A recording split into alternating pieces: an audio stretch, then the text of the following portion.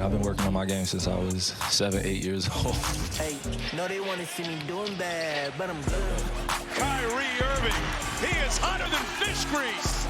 But I'm good. That is a bad man. No, they want to see me doing bad, but I'm good. Oh my goodness, what a finish. He hung in the air forever. But I'm good. That show and go is a special move in my package. No, they want to see me doing bad, but I'm good.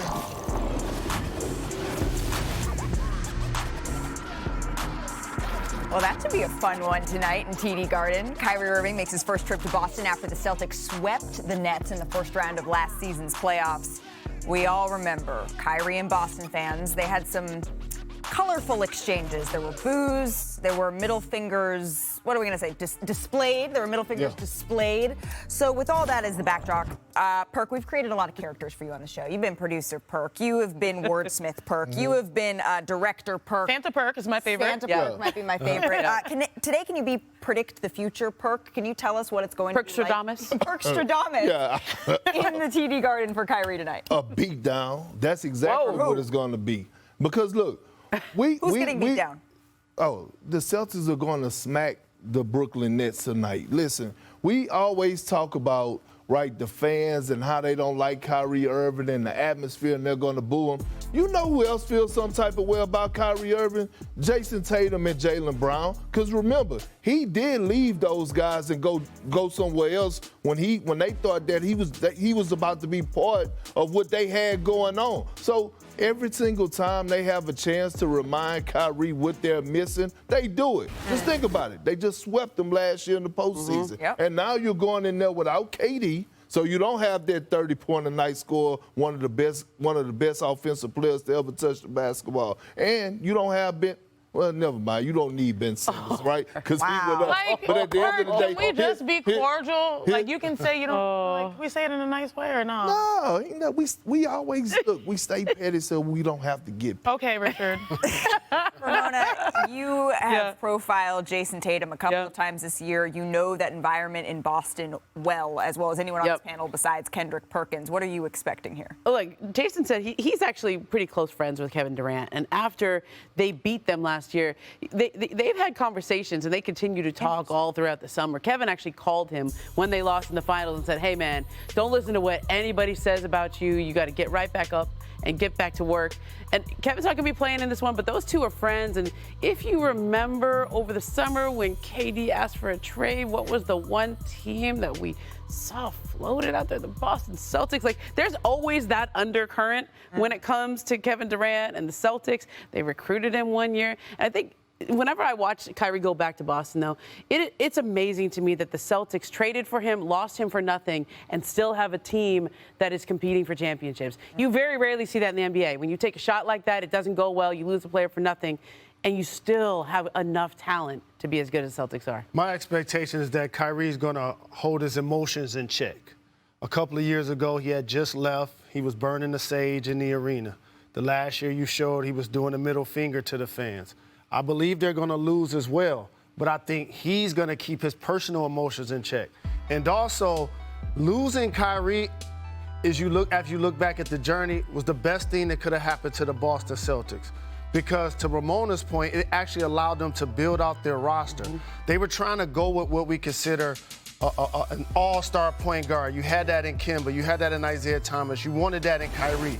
But when healthy, if you look at the depth they now have at that position, it actually serves them better for functioning with their two best players, Jason Tatum and Jalen Brown, making them the best versions of themselves. Yeah, I do think it's important to acknowledge that Kyrie, his play has been sensational as of late. You know, this might be a situation where he's losing the battle, keeping his emotions in check, being more uncomfortable in that environment, and they're trying to make a push to win the war when Kevin Durant comes back, right?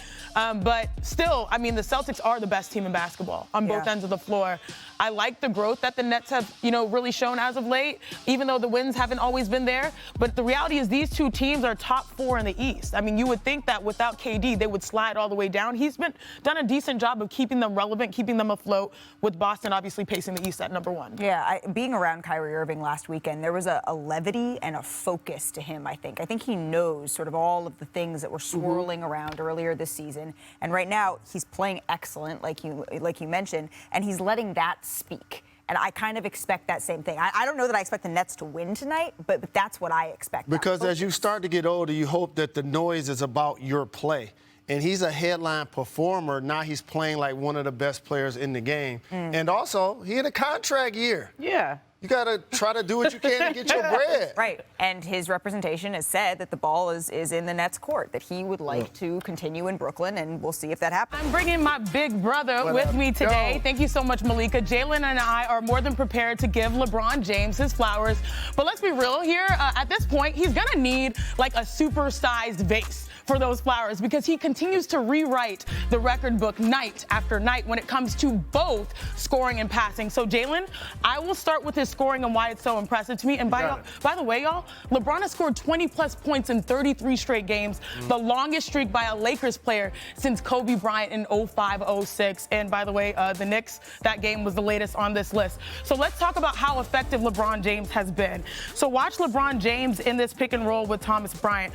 Normally, when you see a situation like this and you're a scorer, look at the defense, all on the free throw line and below. Normally, you would settle for an outside shot, but on this play, Jalen, no Anthony Davis on the floor, which means he's probably their best scoring threat in the interior. And so as this pick and roll goes, it's really great because you'll see, all right, Thomas takes his time, make sure the screen is adjusted. Also, I love this right here. 1, 2, 3, 4, 5. Everyone keyed in on LeBron James. Even Jalen Brunson is coming over to shade help side. He clears his, cleanses the lane on the opposite side, but he's like, let me show more bodies at LeBron. That doesn't matter. The screen is really adjusted. LeBron takes his time, goes with the left, defense on his heels, he sees a gap, and that gap is enough for him to score. So that's one reason why he's truly a point forward. But as we continue, I'm sorry, y'all, there's certain plays that just give me hyped.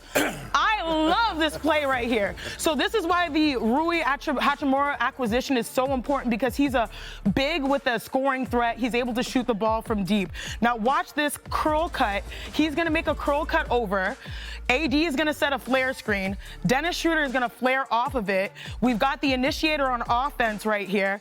But all of this is action to keep LeBron James's defense on the high side so that he's able to get the lob in an easy two. Again, this is overtime setting the tone. Watch this play happen. And also, by the way, watch AD. I love it when you have to sell it. He's like, hey, flare. Sell it over here, flare, over the top, the best look you can get in basketball. An easy bucket. So those are some of the reasons why LeBron James, what he's doing is so impressive. He's not settling for threes. He's reading when he can really have an advantage in the paint, and that's why I loved his scoring. But I know you want to talk about the passing. Absolutely, and rightfully so. Anytime you're about to pass Kareem Abdul-Jabbar on the all-time scoring list, we're going to highlight what you can do offensively and how his game has changed over the years. But I want to acknowledge LeBron James, the passer. And when we looked at that passing list, all of those players were under 6'4". This is this guy that's 6'9", 250 or 60 pounds, turning the corner, and all of a sudden making people around you better. LeBron James is a power guard, embodying positionless basketball. He's going to make the right play at the right time. Look at that cross-court pass that he made to Dennis Schroeder. In the shooting pocket, no hesitation, knocks it down. And this is why you think that the Lakers right now could be a playoff team. That's where they're trending. Absolutely. Not only a playoff team, but one that can advance. Okay. I see the handles like LeBron. Oh, no doubt. Still got the behind the back. I like that. So, Janae, you said we're going to need a supersized vase. Well, how about this? We're going to add a couple more flowers because what LeBron is doing at age 38 is just insane. But look at this. Let's look at the sample size in the month of January 2023 by itself. Averaging 33.8 points per game in January, making this the second highest scoring month of his entire 20-year career. So, Ramona, if you had to narrow it down, which I realize is an impossible task, what's the most impressive thing that LeBron is doing at age 38? The fact that he's doing it at age 38. Right. Okay. Right. I was talking to some of his players that he knew in high school, Drew Joyce. Okay. And Drew said he has always been like this. He said when you'd invite him over for a sleepover party, he would pack up his stuff and he would he'd fold the blanket all nice. He'd make your stuff nice because that's how he took care of your stuff. That's how he took care of his stuff. He's always taking care of his body. He's had that discipline to him to do this for 20 years. Yeah. 20 years, not just be great for 20 years, but to have the discipline to work out at 5 in the morning. Drew said he came out and worked out with him a couple years ago in LA. And he'd retired himself and wanted to transition into coaching. And he goes, I stayed at his house, and Bron said, be ready at 5. That's not get up at 5 and that's out the door at 5. We're going to the gym and then to the set of Space Jam and then back to the gym later that day. That's how you do this at age 38. Yeah, and that is not something that everybody is capable of. Thanks for watching ESPN on YouTube. For live streaming, sports, and premium content, subscribe to ESPN+.